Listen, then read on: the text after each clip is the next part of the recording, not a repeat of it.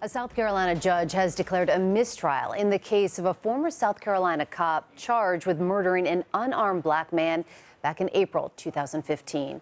Officer Michael Slager pulled over Walter Scott for a broken taillight. Scott ran from his car, then was shot in the back. CBS News correspondent Mark Strassmann is in Charleston. He spent the day in court. Mark, this is a case that seemed to have clear evidence to convict. Do we have a sense of what the key issues were here? I have no idea, Meg. That's the key question, I think, for everyone involved. We're still waiting now for the lawyers from both tables, prosecutors and defense lawyers, and the Scott family to come down and give us their impressions of what it was that they think led to this deadlocked jury and now a mistrial, which puts basically everybody probably through the whole process all over again. We knew there were issues last Friday when there was a holdout juror who apparently said that under no circumstances was it possible for him or her to consider a guilty verdict. But today the jury came back, gave the judge a note, and the first line of the note was that a majority of us are undecided, and then they asked a handful of questions, all of which seemed to suggest that this jury was still open to deliberating. So back in they went for a fourth day. But they came back about a half hour ago, and after 22 hours of deliberations, the only thing this jury could agree on unanimously was that there was no point in continuing. And at that point, the judge really had no choice but to declare a mistrial. Meg?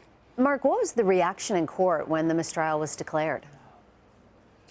Well, I mean, there's obviously disappointment on the part of the Scott family, who wanted this to be over. They've waited since April of last year for what their sense of justice is in this case. You know, it's interesting. Anthony Scott is Walter Scott's brother. You'll recall when this first happened and then the video surfaced a couple of days later, Officer Slager was arrested right away. And what heartened the Scott family at that point and all their supporters was that justice seemed to be working. That is, there was a sense of accountability in the process. The officer was arrested. But their key was, okay, how is this going to end? The real moment of truth for them, for this case, and for this city, in some respects, was going to be, what was the verdict going to be? Well, at this point, we still don't know. That moment is on hold because we have a mistrial. What's next, Mark? Have prosecutors indicated whether they will try Michael Slager again? And if so, what would the timeline be on something like that? It's a really good question. We're expecting to hear from prosecutors shortly. I mean, if I had to guess, and of course, risky business, I guess, yes, they will push for a retrial. And then, of course, that has to go through the process. Somebody has to assign the case to a judge. Then they have to see where there's a spot on the docket for a trial that's going to take 3-4 weeks.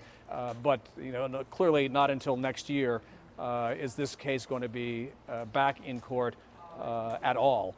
And so we got a lot of people here who sort of had a half a sense that this was not going to end conclusively today. And that is, in fact, what has happened. No decision. All right, Mark Strassmann for us in Charleston. Thank you.